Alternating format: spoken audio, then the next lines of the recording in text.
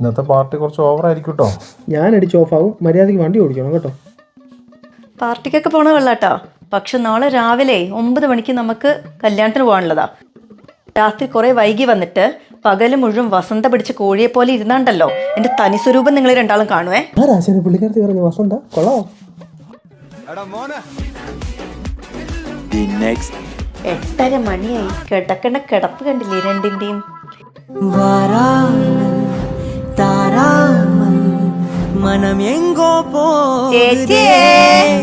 എവിടെ നിങ്ങൾ ഇതുവരെ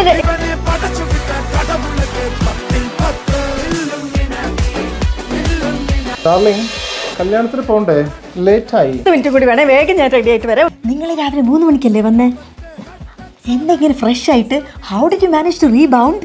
അതിനല്ലേ മീനാക്ഷി റീബൗണ്ട്.